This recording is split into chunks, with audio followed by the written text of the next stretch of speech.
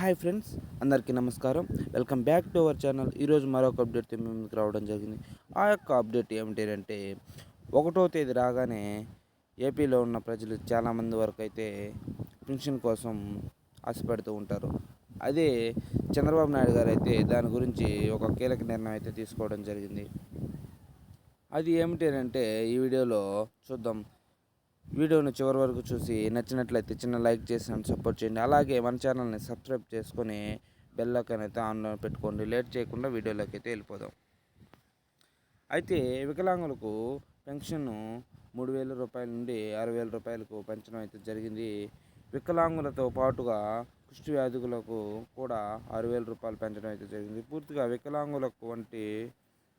వికలాంగులైనటువంటి pension అందుకున్న వారికి ప్రస్తుతం 5,000 నుండి 15,000కు పెంచడం అయితే జరిగింది.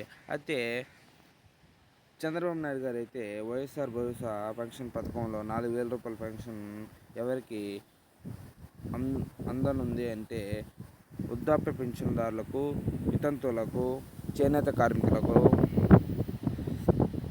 చర్మ కళాకారులకు, మత్స్యకారులకు, ఒంటరి మహిళలకు, సాంప్రదాయ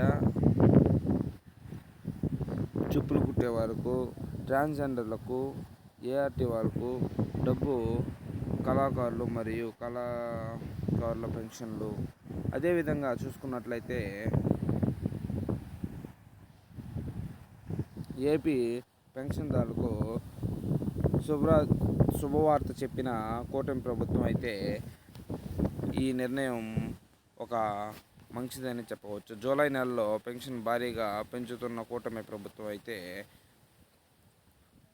మాట ఇచ్చినట్లుగా మనకు తెలుపుతుంది. అదేవిధంగా జూలై నెలలో ఎవరికి పెన్షన్ ఇవ్వబోతుందో ఈ పూర్తి సమాచారం ఈ వీడియో చూసి కనుగొనండి. అయితే ఏపీ ప్రభుత్వంలో ఈ కూటమి ప్రభుత్వం అనేది చాలా పథకాలను అయితే తీసుకురావడం అయితే జరిగింది.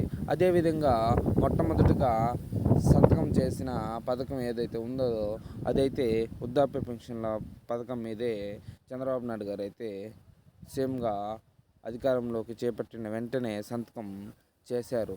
అదే అయితే ఇంకా పథకాలు ఎన్నో మనకు ఏపీలో రాబోతున్నాయి. అదేవిధంగా చూసుకున్నట్లయితే మరిన్ని అప్డేట్స్తో మీ ముందుకైతే వస్తాను. నన్ను కొంచెం సపోర్ట్ చేసి ఆదరించండి.